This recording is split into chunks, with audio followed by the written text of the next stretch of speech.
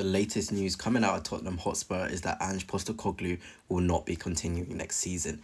And I see a lot of Spurs fans are upset, but I genuinely think this is the best move for their future. So we get into that, looking at how Spurs will look under their new management, as we already have the favourite for the job and all of that lovely stuff. But before I begin, if you are new here, please hit the subscribe and a like as well, it'd be greatly appreciated. So we're going to start by looking at the news. Thomas Frank and Marco Silva are two managerial candidates who have been discussed internally at Spurs. I'm sure you've already seen, I don't need to show you the sources for Spurs sacking Ange, decision yet to be made, but it's looking likely that Ange being sacked will be the case.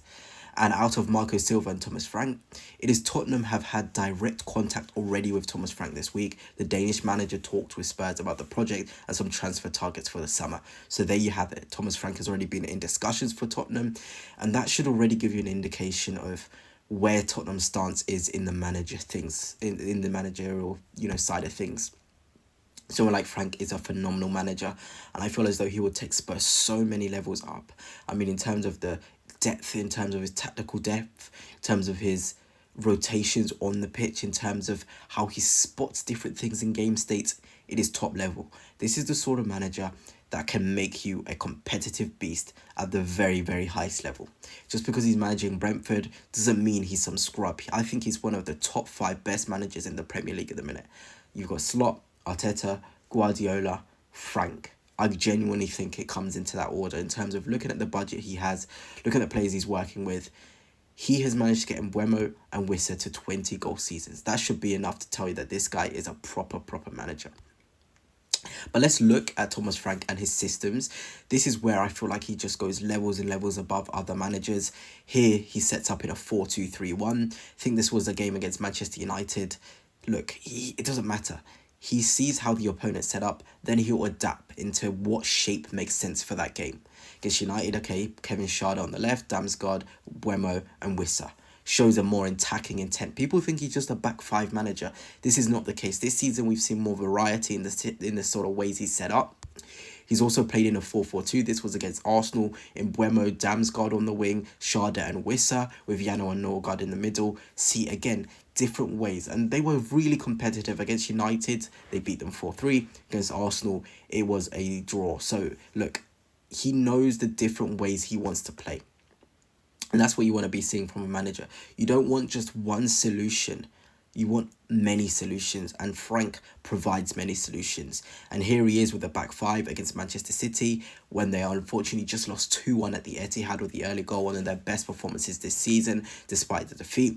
He went with a 5-3-2. Again, he knows Manchester City are going to dominate the ball, so he packs the central areas and has 2 outlets with 5 across the back line to restrict the central access and access towards the goal of Manchester City.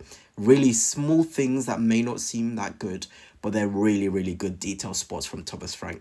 So we're going to look at the transfers Tottenham has made, and then we're going to put it into a system. How I'm already thinking about Ange, how Frank would set up with the Tottenham players. So coming out from Matt Barlow, a decent Tottenham source, he says Eberechi Eze, Tyler Dibling, Angel Gomez, Mark Gahey and Fikayo Tomori are players of interest to Tottenham this summer. So, of course, very good players in there. Are they level raisers? No. Do they raise the floor? Yes. Do they raise the ceiling? No.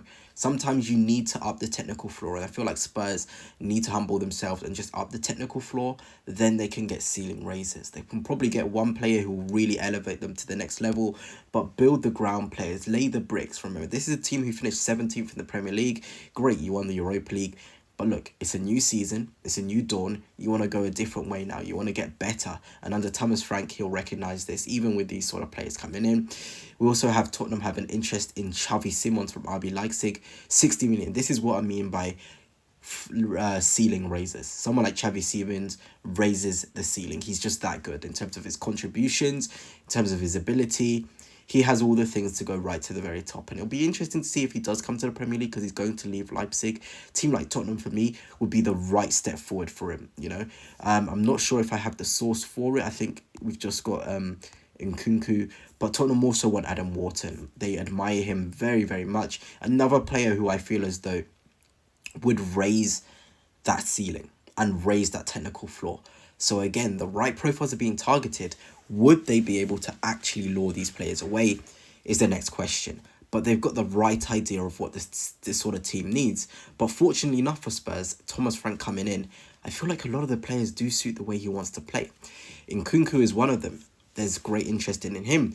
Spurs fans don't like this because obviously he plays for Chelsea and hasn't been great, but I genuinely think Nkunku is really underrated. He is a phenomenal footballer who's just unlucky he's playing behind Cole Palmer. That's the reality of things. Any other player in the world, if he's playing behind them, he doesn't look as bad. But genuinely, platform him in a better system with a more trust around him by hugs and love and affection. He needs that to be able to play at his highest level, and you have a very, very good player in him. Also, Tottenham showing interest in Leroy Sané, no surprises here. Spurs have been quite high admirers of him for a very long time. He's a top player inside forward. He can play on the touchline. A variety of ways of playing, experience. It would probably mean that Matthias Tell doesn't come into the club, but Leroy Sané is valuable in terms of what he would bring on and off the pitch, and somebody Spurs would need for their very young squad. Get on to the different ways Spurs would be able to set up under Thomas Frank. Firstly, we've got Frank Spurs #1, which is essentially his 5-3-2 formation. You're looking at the profiles, it could be Eze in the 10, it could be Maddison, it could be Spence at right wing back, it could be Porro. What he likes is on the ball qualities, but the ability to go both ways. You can't just be somebody who's one-dimensional in Frank's system. You need to have a different way of playing and a different way of opening up the opposition. I feel like Solanke and a Son/Nkunku front two would be unreal. Nkunku is really good in the pockets, so would be able to drop in and help an Eze.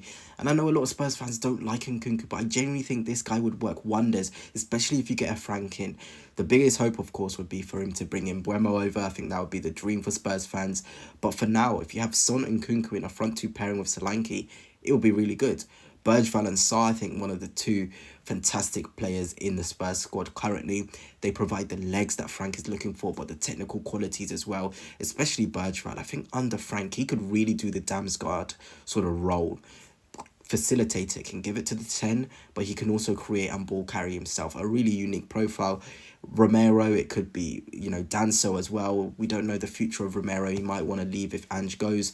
That's fine. You get Tomori in. You play Danso. It's a really adequate and good back three that will do very, very well under somebody like Thomas Frank.